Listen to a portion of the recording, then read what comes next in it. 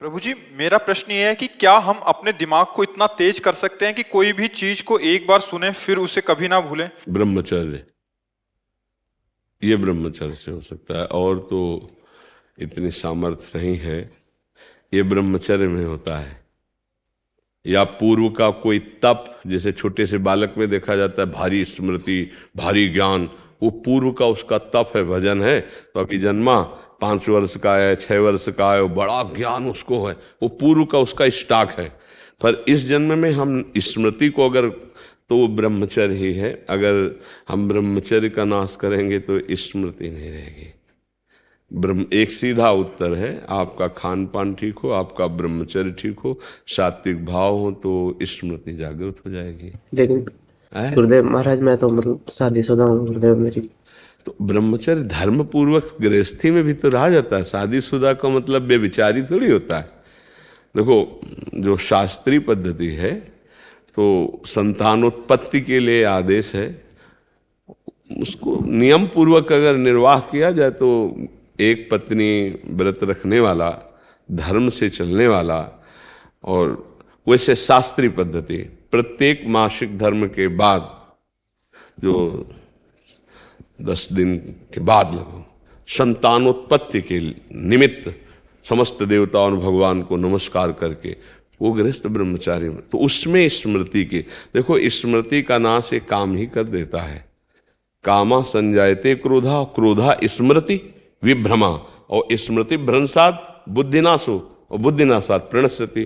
तो अगर हमारा निष्काम भाव हो तो हम स्मृति वाले बने, तो गृहस्थी कोई निंदनीय थोड़ी है, कोई निंदनीय नहीं। देखो, हम जब शास्त्रों में पढ़ते हैं तो गृहस्थ जनों ने, जिनके बड़े बड़े धर्मात्मा संतानें हुई, उनकी बात, काफी दिनों तक ब्रह्मचर्य रह करके संयम से फिर गर्भाधान हुआ और फिर ब्रह्मचर्य से रहे, तो उनकी संतानें बड़ी प्रज्ञावान, बड़ी विवेकवान धर्म। ये जो गरुण जी का जन्म हुआ ना, तो 10,000 वर्ष तक ब्रह्मचर्य रहे थे कश्यप जी। उस समय तो मतलब लाखों वर्ष की जीवनाई होती थी। 10,000 वर्ष तक ब्रह्मचर्य रह करके, और जब विनता जी के गर्भ में, तो फिर उनसे भगवान गरुण जी का प्रादुर्भाव, महाबली गरुण जी, और एक छोटे बड़े पुत्र अरुण जी, वो सूर्य भगवान के सारथी बने। कई हमने ऐसे ब्रह्मचर्य रहकर नाम जप करते हुए धर्म से चले, और फिर संतान, तो उससे फिर अब पशुवत आचरण तो कहीं आदेश नहीं किया गया है।